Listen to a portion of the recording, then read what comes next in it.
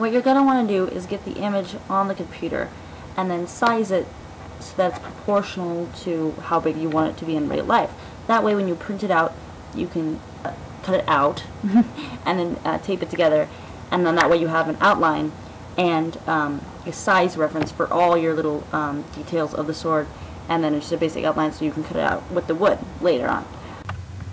You can make your pattern either using Photoshop or Paint or any other software really. Feel free to print out a couple copies and then hold it up to your body and see what works best for you and your personal height or figure. Remember that when you are sizing your Keyblade on your photo software to crop the picture all the way down to where it's touching the Keyblade, so that way when you look at the attributes of the size of the Keyblade, it's accurate to the actual size of the Keyblade, not the size of the picture as shown in the software. Here you can see I'm in Home Depot. I was having a lot of fun playing with my camera because I didn't want anyone to see me and like yell at me for having the camera on in the store. The reason I'm here is to pick up plywood. Plywood is one of the most common choices for the base of a Keyblade. I know people also use foam and wood together. Here I'll give you some advice on choosing plywood and also, the pros and cons of the two most common methods, foam and wood versus wood and such and so on.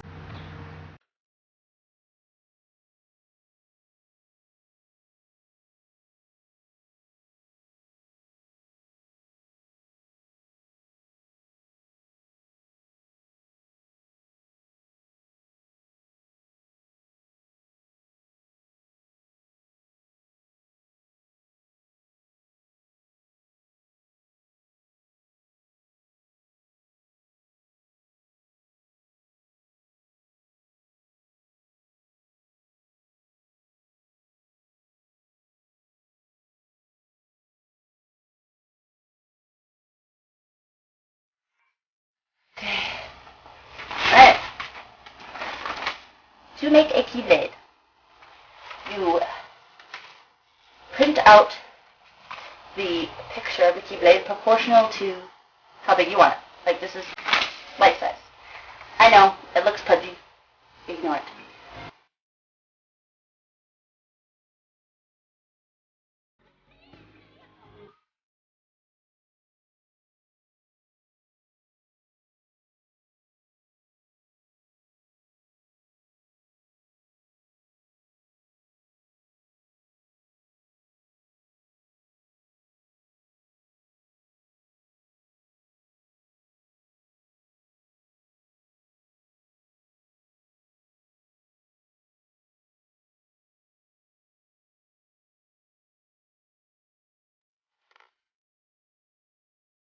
They're pretty sexy, like those. Pretty sexy.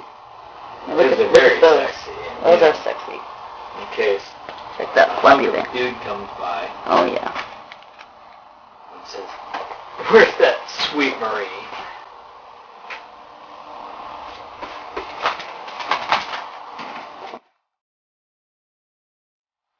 All right. Drill through yourself. Don't worry. We have room. And if you're bleeding, we'll pour burning chemicals all over you. Lots of holes at points. This one's supposed to be here, but it doesn't really matter. This is just so you drill a hole so the bandsaw can go in and then cut, because you can't go straight down with the bandsaw. You have to go across. Or this is a jigsaw, sorry. It has to be all the way down the wood. If it's up here and you try to cut it, it will go all over the place and you'll probably lose a finger. Yay! Ain't it pretty?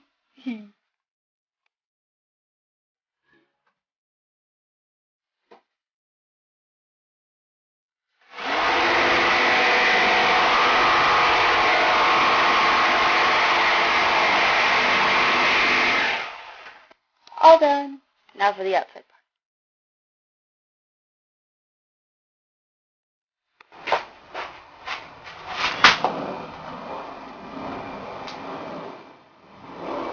There's sawdust in my underwear.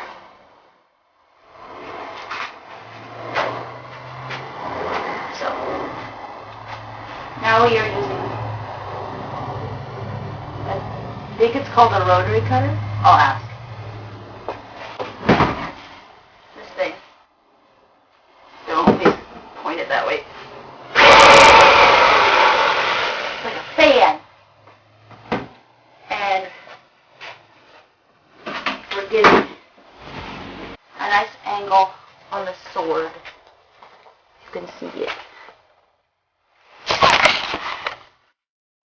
See that? Oh, that is pretty.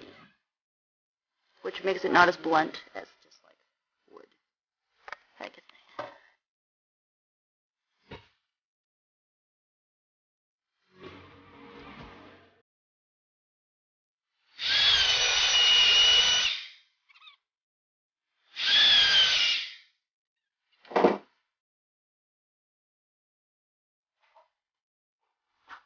Look at that. I've pretty much gone all around the edges except, some of the hard stuff on the inside and the very last piece. But I'll get to that and then flip it over and then do it again.